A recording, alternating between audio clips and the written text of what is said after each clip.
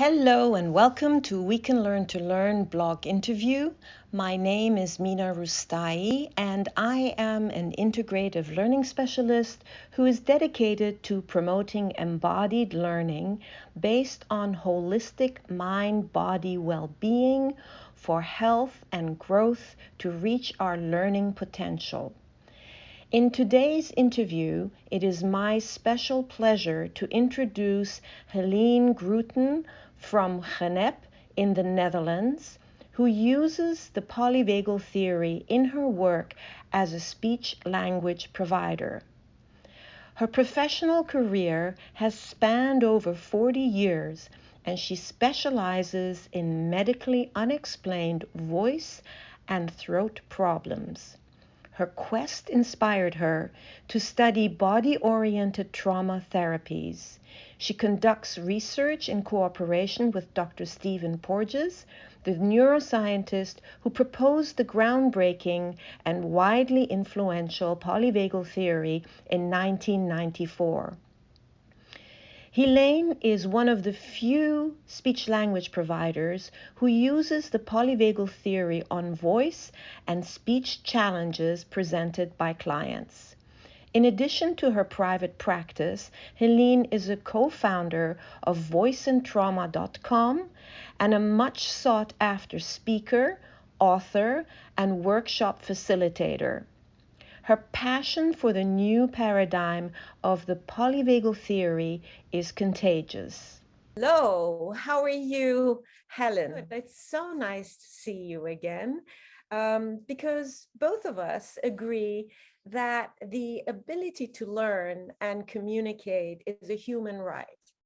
And both of us find the polyvagal perspective incredibly useful to zero into underlying communication challenges that impact learning.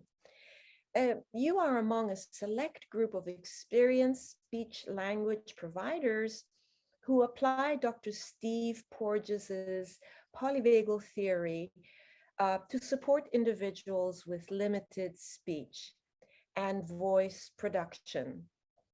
Could you tell us a little bit about the polyvagal theory, please? And also, I understand that you just give polyvagal workshops. Can you tell us a little bit about that? That's fascinating. Well, maybe I start where I get to learn Dr. Porges in the polyvagal theory. That might be interesting for our listeners. So I'm a speech and language pathologist since more than 40 years. And my very interest is why do people get voice problems, swallowing problems? Why do people have problems talking, sharing what they would like to say, and they feel in a way blocked with that? This is my whole lifetime the question, what is behind it?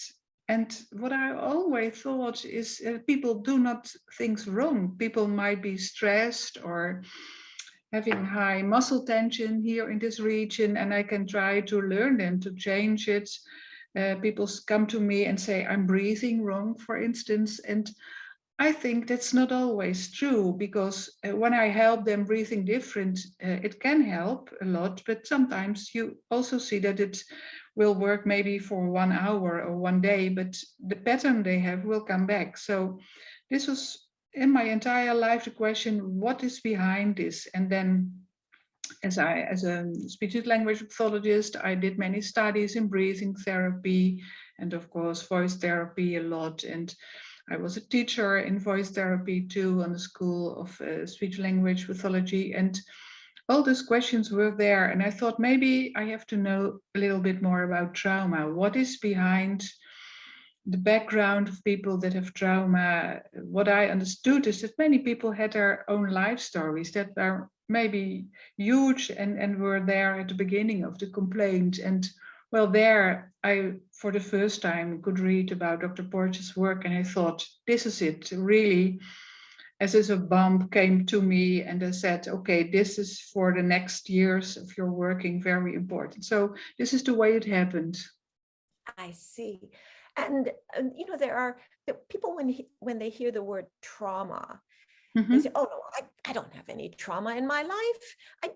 I have a good life. I have a car, I've got children, I've got a family. I wasn't in any wars. I wasn't in any, you know, any kind of earthquakes, natural disasters. So I mean, I don't have trauma. So are you talking about shock trauma, or are you also Yeah, talking it about? can be very different, it depends on how you came, how to say that. I'm think about words for that, because trauma, I think it's different too in the States or here in Europe, in the Netherlands.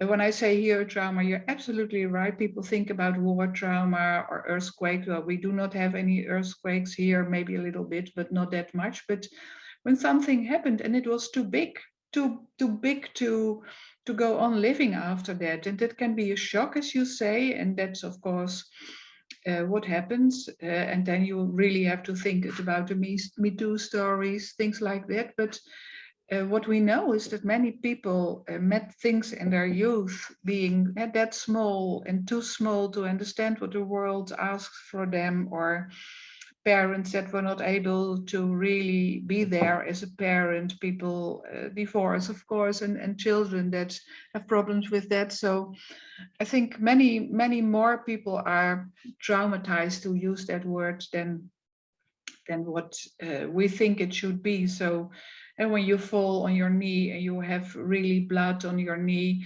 when people say, "Ah, please go on, this is not a problem," this might be enough to make a child's really embarrassed. And when you say, "Oh my God, there's no problem, no problem, there is a hole in your trousers," when people react that way, the child can smile and go on with maybe a little sweetie or so. But when people are, yeah, grown up with constantly hearing that's not good what they're doing, so they stop also sharing what's in them, and this can be on the background of it. And what I do see, that people don't dare to share their thoughts, feelings, emotions, and things like that, and in a way you block somewhere here in the throat area. I think this is what happens a lot. Yes, exactly. I think that, here in the United States, if somebody shows emotions, they are like kind of dismissed. It's like, oh, they're emotional, they're irrational. And so people tend to uh, not allow their feelings to show. You're right. Yeah, yeah, Yeah. yeah. And so you're saying that this kind of repression of feelings over Yeah, time can affect your ability to speak? Is yeah, that what yeah. you're saying? I think that this is what happens a lot. And then when you look to survival mechanisms, so when you speak about trauma, it's not always the trauma itself, but that what follows the trauma. So when people don't dare to speak about it anymore, and they tend to build here pressure, hypertension, things like that. So jaw clenching, pressing tongues, having globus here, breathing problems, are often following things that are too big in a way to yeah, to work through in life. So, and I think this is why I started this training in somatic experiencing. That's what I did. And then I read about Stephen Porges' theory, the polyvagal theory, and then I thought, yeah, what I do understand now, that it is all about the autonomic nervous system. So when the autonomic nervous system, that huge part of us that maybe is for 80% important for the way we do things in our life, as you might know too, of course. When this remembers the stories and the behaviors that are belonging to things that went wrong in their lives, you'll see that people stop talking about themselves, holding themselves back, not sharing emotions, as you say. And of course, it's not all about emotions, but it is the body that reacts on these facts. So what you see is that the bodies become dysregulated and have constantly a feeling of unsafety. So not feeling safe makes us going back and not expressing ourselves. And I think this is the core of what I learned of that. next to the theory of Dr. Porges, of course, but I think Dr. Porges found the answers for this. Yeah. And so, that sounds so true, because I work with young children from ages 0 to kindergarten, really, as well as adults. But that's my primary work, is to catch them early so that they don't develop low self-esteem, behavioral problems, so they can process what's happening to them and have the words and the language to speak. And oftentimes, of course, speech language also has a lot to do with hearing, Absolutely. which Dr. Porges talks about too. So I suggest to the parents that they might want to have the hearing of their children screened. And they often come back saying, hearing is fine. Yeah. No problem with the hearing. So can you tell us a little bit about how Dr. Porges connects the hearing and the voice and the lack of regulation with the autonomic nervous system, which is below our awareness? We don't really control our it's not, it's beyond awareness. You're absolutely right. So maybe I start first a bit to tell a bit about the autonomic nervous system, and then how complaints can be connected to a dysregulated autonomic nervous system. Is that okay when I should do that? Perfect. Yes. Okay, let's do that. So what I understood is that our body remembers. Our body remembers when things were unsafe, when things were too much. So it's not a conscious remembering, but in our brains are parts that really are able to remember that when things went wrong, you don't want to happen it again, of course.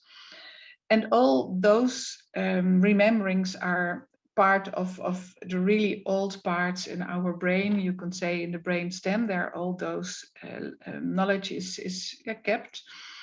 And when you look at the autonomic nervous system, what we knew was that it was all about fight, flight, freeze. That's what many people know. And what Dr. Porges developed was that he saw that it is not just in a way of action you survive, but there is also a part of us that draws back. So when people cannot speak anymore because of what happened to them, this is also a part. But maybe that comes a little bit later. So to start about the autonomic nervous system, there are 3 layers, you could say. And the most human developed layer that is developed latest for us as human beings and other mammals, you could say this is the layer that is connected to safety. So when we feel safe, we feel at ease, we can speak easily, we are healthy, we share our lives with others, and we feel really socially engaged, as Dr. Porges says. So we are part of a community in which we can feel safe, we can express ourselves. But when things happen in our lives, we feel threatened. You, of course, have your reaction, and there are 2 reactions, you could say. Either we get activated, so this is the story of the fight flight. So when we get activated, we build tension, we prepare ourselves to get safe by getting mobilized, you could say, so to get away. And in this, our breathing is reacting, so we start to breathe faster, maybe a little bit higher. The muscle tensions comes up, and we come as called is a sympathetic state. So we are really activated, high aroused, to be prepared to survive or to fight flight, you could say. But when the situation is more life-threatening, you could say that we behave in another way. We will not move anymore. We get immobilized, so not mobilized to be active, but we withdraw. We get immobilized, we keep silent. You see that we start breathing more superficial with a smaller part of our lungs. And what you see is that people behave in a really different way. Maybe they look a little bit depressed. They do not speak that much. And what happens is that really our total body reacts. So in the story of this high arousal and low arousal, you could say not only here the area of the voice reacts and the lungs and the heart, but the vagus nerve, which is very important in this all, also innervates, for instance, the intestines. So what you see is that people have problems after trauma or after when they are in a survival mode, not only have problems in speaking and socializing, but also have problems in other states in the body, other places in the body. So people really have problems with their intestines. And when I understood that then I could understand that many people I saw in my practice not only had voice problems or jaw clenching problems or hearing problems, as you said, but also have irritable bowel syndrome, for instance. And then I suddenly understood that this is all part of the same system. So a dysregulated voice, you could say, or voice problems are part of a much more huge system, you could say, in which emotions, as we talked before, are important. So not expressing emotions or just shouting out loud emotions all the time, the other way around. So I understood how the autonomic nervous system and the voice and expressing ourselves was connected. Is it clear Yeah. to you when I say it this way? Yes, it is. It's very clear to you. And so now I'm thinking of people who, they shout, but that's being reactive and Yeah, coming from a place of not knowing what to do, kind of being out of control, yeah, as opposed to processing in a connected way with someone that is listening to them, and is able for them to even hear what's going on and yeah, explore what's going on with them. Because I know there are a lot of people who are just, ready to fight or run yeah, away, and they are expressing their feelings, but it's in a way that frightens everybody else. absolutely. And so it creates a lack of safety, um, Absolutely. for So this is a themselves. survival state, you could say. They're constantly in a survival state and they are not conscious of that survival state. So what these people do, they speak out loud, they speak too much, they speak very fast.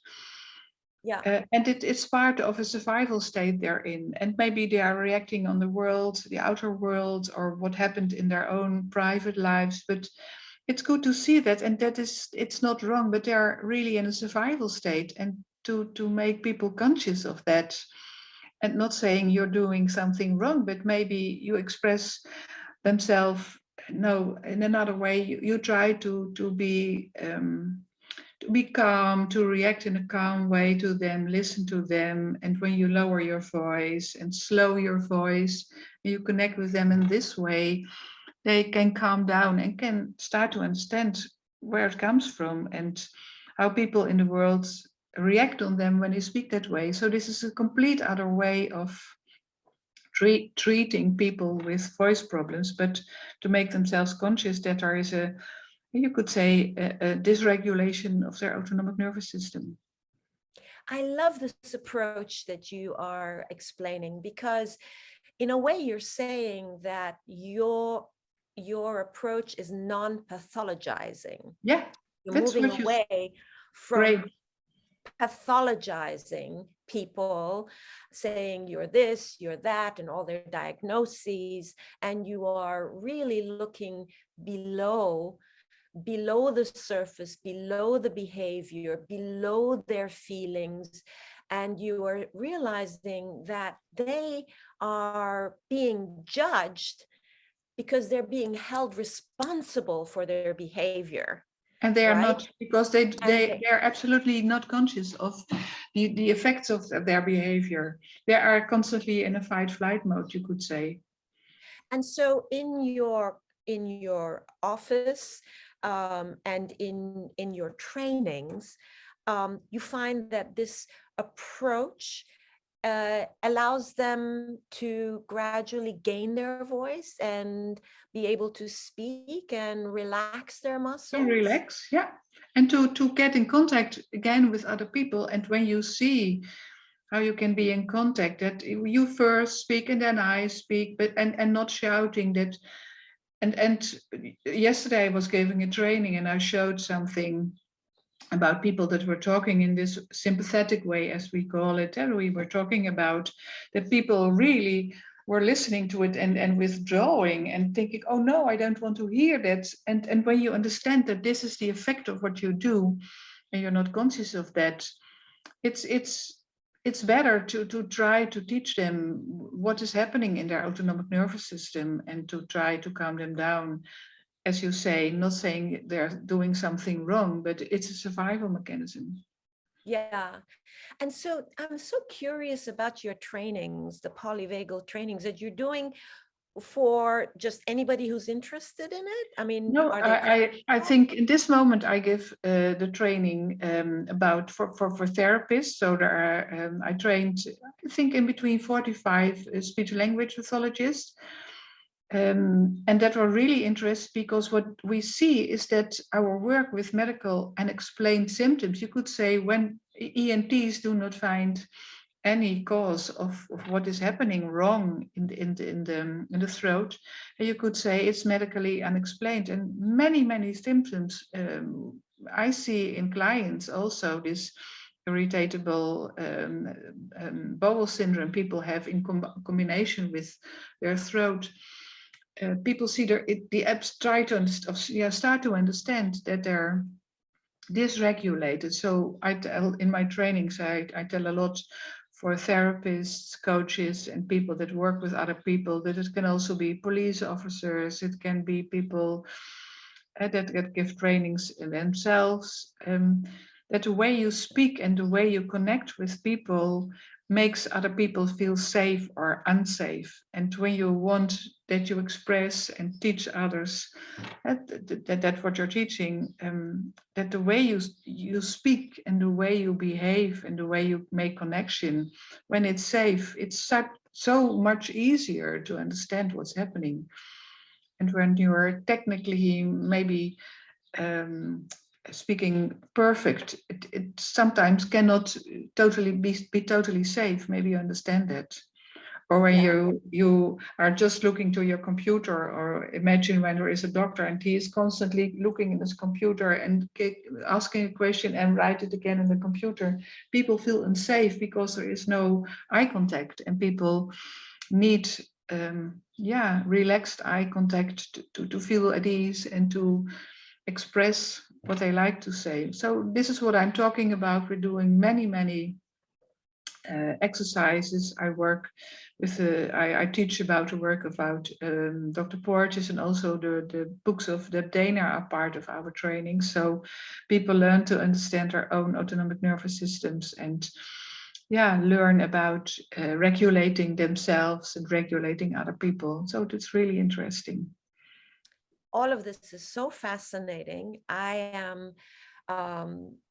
am so happy that you're creating individuals who are then going to create a ripple effect, and more people are going to learn about the importance of making each other feel safe, and that we have control and we can learn to bring awareness to what's happening to us.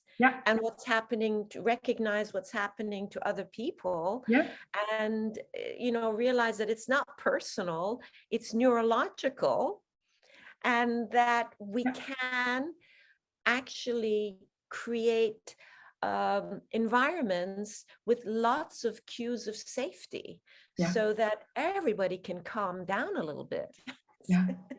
Especially during the pandemic. Absolutely. That's very important. So maybe I add something. We were talking about the hyperarousal before, and what Dr. Porges discovered was that there is also a part of our nervous system that gets active when we feel life threatened. And what we do, and this is really related to the pandemic, that people withdraw when they feel really unsafe and they feel life threatened. They tend to withdraw as if animals that are in a winter sleep. So they breathe superficial, their heartbeat is slowing down, they tend not to speak or with a very soft voice. There is a hypotonus in their body. People behave as if they are a little bit depressed, tend to be alone, to be withdrawn, not to see other people. And this is really unsafe what they do, and also unhealthy for them. And I think during the pandemic, many people are in this state because they see not enough other people, and other people are dangerous because other people can make them ill, and they withdraw. And yeah, you understand that also the breathing pattern will change in people that behave or are in that state, you could say, better said. And that you can activate people by breathing exercises, not by breathing right or wrong or things like that, but to try to activate them, to be in contact with them so they feel more safe and more at ease. And I think this is really important in the world as we live now. I can see that, you know, our ability to bring awareness to the fact that we can create safety within ourselves and recognize that we can safe environments, people, and that really we do need this connection, because a lot of people say, well, you know, just give me some exercises so I can do it by myself. And I say, yes, you can do it by yourself. What do you say to that, Helen?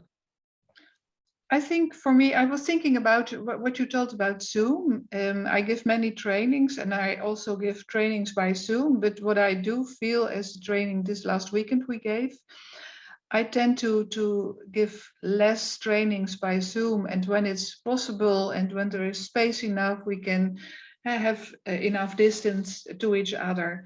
I think to really work in live sessions with people together, then you feel different when you sit next to someone else. You feel in your body is getting safe. You can feel that are really another human being that affects you, and you can feel each other's emotions. You can really look each other in the eyes, and the effect of that is enormous. So I'm really happy that we can use Zoom.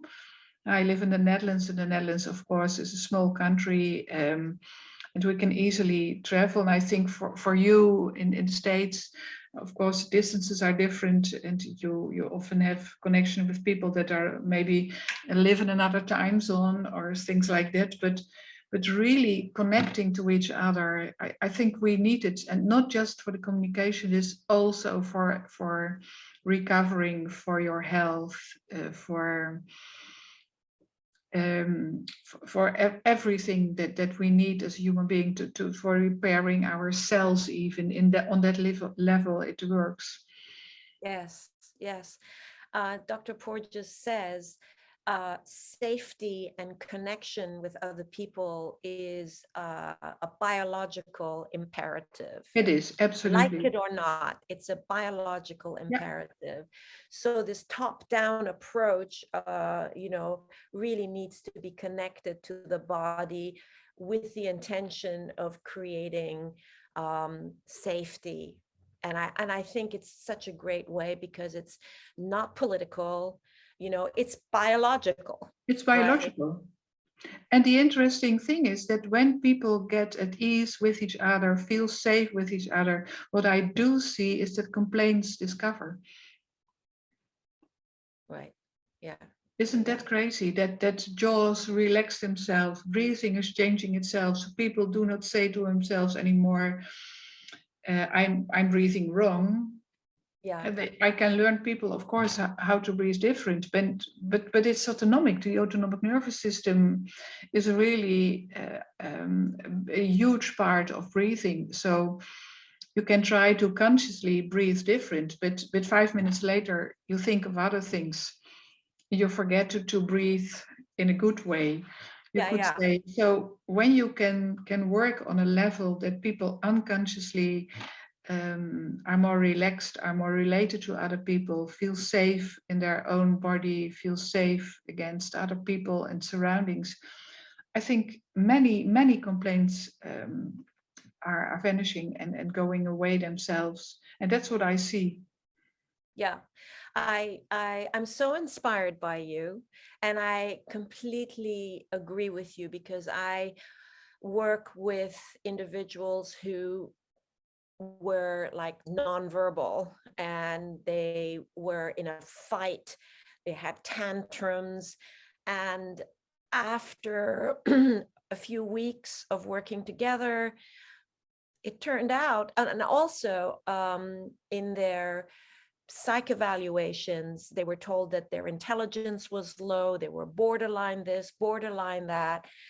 And then after a few weeks, it turned out that they are actually quite capable Yeah, of exactly. speaking, of thinking and performing, Yeah.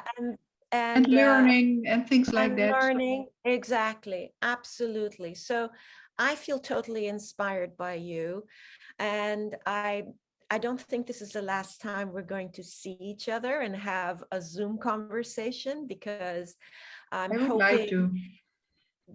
I'm hoping that it's going to be part 2 and part 3, and Yeah. we continue our conversation. But I want to thank you so much for today, and let our audiences know that any kind of information to contact Helen or myself will be in the notes below the Zoom link, below the YouTube link. Yes. I cannot promise I can answer everyone because I get lots of questions by emails, and I need also time to see my clients. So, but people, when have questions, they can try to email, and let's see. Maybe next time there is a possibility for people to ask questions. Let's see how we can organize this. Oh, And that thank you sounds for your great idea and having me. Oh, it is absolutely my pleasure.